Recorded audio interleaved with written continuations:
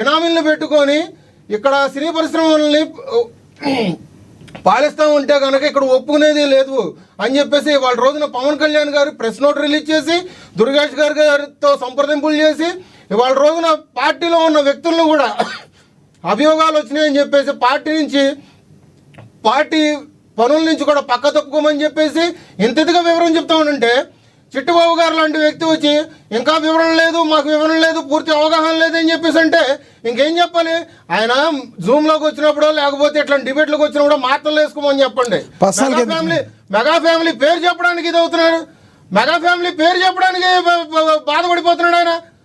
ఆ రోజు జగన్మోహన్ రెడ్డి ముందు సినీ పరిశ్రమకు సంబంధించి చిరంజీవి గారు కదా నమస్కారం పెట్టి పెద్ద మనసుతో మీరు ఇట్లాగా సినీ పరిశ్రమని కొంచెం గుర్తించండి, మా ఏమి చిన్న చిన్న తప్పులు ఉంటే క్షమించండి పెద్ద మనసుతో అని చెప్పేసి చిరంజీవి గారు 2 చేతులు ఎత్తి నమస్కారం పెట్టారు. ఇప్పుడు చెప్పేది ఏంటి? మీరు ఆచార్య ప్రొడ్యూసర్ వస్తున్నారంటారు, ప్రభాస్ వచ్చారంటారు, మహేష్ బాబు వచ్చారంటారు, రాజమౌళి వచ్చారంటారు.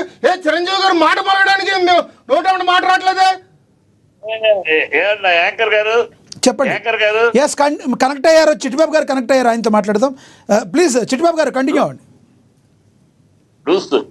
మనం డిబేట్ ఒక విషయం మీద ఒక కాంక్రీట్ గా చర్చించాలి. ఊరినే సోది కాదు కదా, సోది కాదండి. టాపిక్ ప్రకారంగా ఆయన మాట్లాడండి. చిట్టిబాబు గారు మీది ఇందాక డిస్కనెక్ట్ అయింది, మాట్లాడండి. చిట్టిబాబు గారు మాట్లాడండి. మాట్లాడటం నేర్చుకో. మాకు బాగా అర్థమవుతుందండి. మీరే కొంచెం మాట్లాడేది నేర్చుకోండి, ఇట్లా డిబేట్కి వచ్చినప్పుడు కొంచెం మాత్రలు వేసుకోండి నేర్చుకోండి. ఎట్లాంటి మాత్రలు మతిస్థిమితం మెరుగుపడడానికి కొన్ని మాత్రలు వేసుకోండి. చిరంజీవి గారు మాట చెప్పడానికి బాధపడిపోతారు. ఇప్పుడు కాదు, మనం గత తాలూకు డిబేట్ లో కూడా మనం కూర్చొని మనం మాట్లాడుకున్నప్పుడు కూడా మీకు చాలా సార్లు చెప్పా, అసలు మెగా ఫ్యామిలీ అంటే మీకు ఎందుకంత కోపం? పర్సనల్ గా తర్వాత సబ్జెక్ట్ సైడ్ ట్రాక్ అవుతుంది, టాపిక్ లో మాట్లాడదాం. ఎస్ చిట్టిబాబు గారు, సినీ పరిశ్రమకు సంబంధించిన వ్యక్తి అంటారు, సినీ పరిశ్రమకు సంబంధించిన వ్యక్తులు అంటారు. ఏ రోజైనా సంప్రదింపులు చేశారా? సినిమా పరిశ్రమకు సంబంధించిన 10 మంది వ్యక్తులుగా నోటికాడ కూడేమని పెట్టారా? ఎస్ మళ్ళీ మాట్లాడదాం. చిట్టిబాబు గారు కంటిన్యూ చేయండి. చిట్టిబాబు గారు మాట్లాడండి. ఒక మాట నిలబడి ఉన్నాడా? దేనికి నిలబడి ఉన్నాడు? 12 ఏళ్లలో ఒక మాట కట్టుబడి ఉన్నాడని చెప్పు. ఎవరు నాయకు ఒక నిజాయితీ ఉందా? నీతి ఉందా? రీతి ఉందా? బీపీ తెచ్చుకోబాకండి, మాటలు వేసుకోండి, పక్కన ఉంటే మాటలు వేసుకోండి, బీపీ తెచ్చుకోబాకండి. నిజం చెప్తున్నారు. ఏమై నిజం చెప్తున్నారు? మీ మాటలన్నీ జూమ్ లో సగం మాటలు వినిపిస్తున్నాయి. 12 ఏళ్లలో మీ నాయకుడు ఒక్క మాట కట్టుబడి ఉన్నాడని చెప్పు. 12 ఏళ్లలో నేను అదే చెప్తున్నా. మెగా ఫ్యామిలీలో పవన్ కళ్యాణ్ గారు చిరంజీవి గారు చేసినంత ఇదిగా గుప్తదానాలు నువ్వు 10 రూపాయలు ఇచ్చి చేసావా? మీరు ఒక మనుషులు, మీకు నీతి రీతి. నువ్వు ఒక మనిషివే, అన్ని అబద్ధాలే. నువ్వు ఇవాళ రోజున సినీ పరిశ్రమ కోసం ఏం చేసావు? ఒక మంది చెప్పు.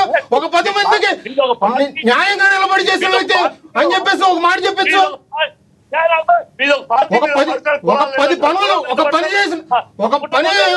ఒక పని సవ్యంగా చేయలేని వ్యక్తివి మాట్లాడితే మెగా ఫ్యామిలీ మీద నోరేసుకొని పడే వ్యక్తివి ఇవాళ రోజున డిబేట్ లోకి వచ్చి నోరెత్తి మాట్లాడుతున్నావా?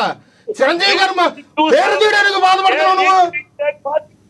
మీది ఒక బుద్ధిమారైన పార్టీ. మీకు నీతి లేదు, నిజాయితీ లేదు, నిబద్ధత లేదు, ఏది లేదు. మాట మాట్లాడితే మా జోబుల నుంచి మేము సొంతంగా డబ్బులు పెట్టుకొని మేము చేసుకుంటున్నాం కదా. మాది నీతి లేని బట్టి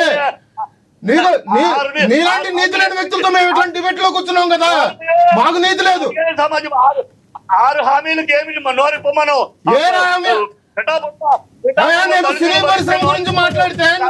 సినీ పరిశ్రమ గురించి మాట్లాడితే నువ్వు 6 హామీల గురించి మాట్లాడతావింది. వయసురీత్యా బుద్ధి ఏమన్నా మందగిచ్చిందా?